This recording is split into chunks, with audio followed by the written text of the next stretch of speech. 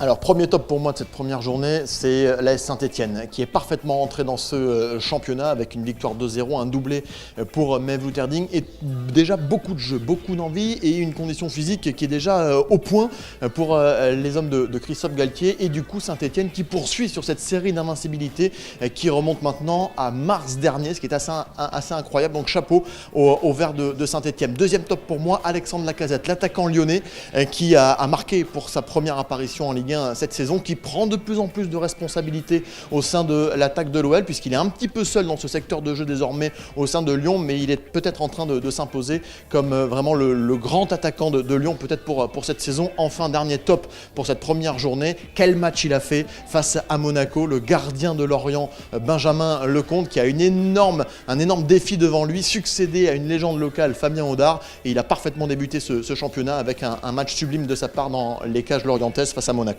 Pour moi, le premier flop de cette première journée, et quel flop, c'est l'AS Monaco. On en a beaucoup parlé avant cette première journée, on attendait tellement mieux. Eh bien, l'AS Monaco nous a vraiment déçus avec cette défaite face à Lorient. Des choix tactiques très bizarres et des choix d'ailleurs de composition d'équipe très bizarres de la part de Jardim, avec Falcao et Toulalan qui ont débuté sur le banc. Des erreurs défensives assez incroyables de la part de Carvalho qui a pris un rouge et de Abdenour qui a causé un penalty qui a été extrêmement friable durant toute la rencontre. Bref, il faut vraiment que Monaco se ressaisisse parce qu'à ce train-là, on va être loin du Monaco qui pourrait rivaliser avec le PSG. Deuxième flop pour moi, Steve Mandanda qui a été mauvais face à Bastia dans les cages de l'Olympique de Marseille. On a du mal à retrouver le grand Mandanda avec sa stature internationale et gardien de l'équipe de France. Ça avait déjà été le cas en fin de saison dernière, il avait eu beaucoup de difficultés et là on retrouve le Mandanda, certes qui revient d'une blessure assez grave, mais il a du mal encore à retrouver son meilleur niveau. Enfin, le dernier flop, c'est Lille. On parlait du jeu déjà chatoyant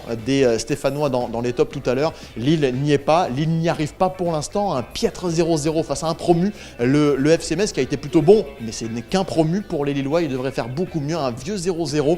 Vraiment, il faut que les Lillois arrivent à faire beaucoup plus de jeux pour être pareil au niveau des leaders et du podium de cette Ligue 1.